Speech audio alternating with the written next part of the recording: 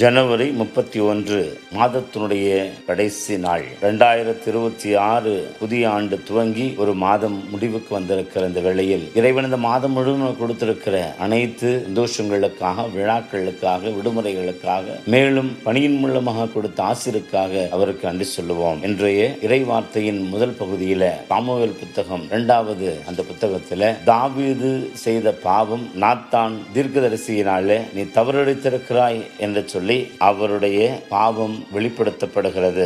ஆனால் இங்கு நாம் பார்க்கிறது தான் செய்த தவறு என்ன என்பது அறியாமல் இருக்கிற நிலையில நாத்தான் அந்த மனிதன் நீதான் என்று சொல்லி அவருடைய இதயம் வெடிக்க அதை சொல்லுகிறதை பார்க்கிறோம். பல நேரங்களில நம்முடைய மனசாட்சி மழுங்கி போயிருக்கிறது. திரு அவை ஒப்புரவருட்சாரணம் என்பதன் மூலமாக இன்றைக்கு மன்னிப்பு கொடுக்கிறது. அதற்கு முன்னதாக நீ தவறிழைத்திருக்கிறாய் உணர்ந்து அதிலிருந்து வெளிவர, மனம் மாறி மனம் திரும்பி வெளிவர இறைவன் உன்னை அழைக்கிறார் என்று சொல்கிற செய்தியும் வெளிப்படுகிறது என்று ஒவ்வொரு நாளும் இரவு தூங்குவதற்கு முன்னால் இப்படி ஆன்ம சோதனை செய்கிற பொழுது நாம் நாள் முழுவதும் பணி செய்கிற போது ஏதோ தவறு நேர்ந்திருந்தால் அவற்றுக்காக மனம் வருந்துகிற நிலையில இலகிய மனசாட்சி உள்ளவர்களாக மாறுகிறோம். இந்த படிப்பினை ஏற்போமா? மேலும் நற்செய்தியின் வாயிலாக இயேசு ஆண்டவர் படகில சென்று கொண்டிருந்த திருத்தூதர்கள் புயல் அடித்த அந்த நிலையில இயேசு ஆண்டவர் படகிலே தூங்கி கொண்டிருக்கிறார். ஐயோ போதகரை, நாங்கள் சாக போகிறோமே என்று சொல்லி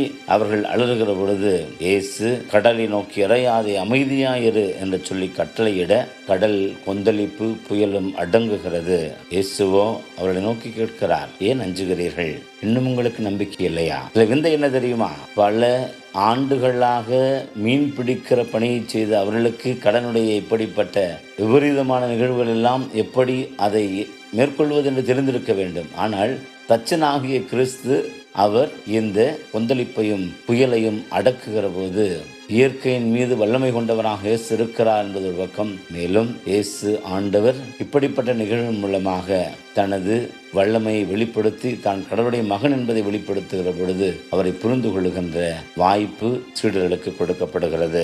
நம்முடைய வாழ்வில் நெருக்கடியான சூழல்களில அவரை ஆண்டவரே என்று அழைக்கிற போது கண்டிப்பாக அவர் நாம் எதிர்கொள்ளுகிற அத்தனை எதிர் சூழல்களை நமக்கு சாதகமாக மாற்றி அமைதியாயிரு என்று சொல்லி வாழ்க்கைக்கான ஆசிரை அளிக்கிறார். ஆண்டவரே, நெருக்கடியான வேளைகளில நாங்கள் உம்மை கூப்பிடவும் அந்த ஆசிரியர் எதிர்கொள்ளுகிற அனைத்து துன்பங்களை நாங்கள் விடுபடவும் உமது அருளுக்கு உரியவர்களாக மாறுவோமாக. ஆமென்.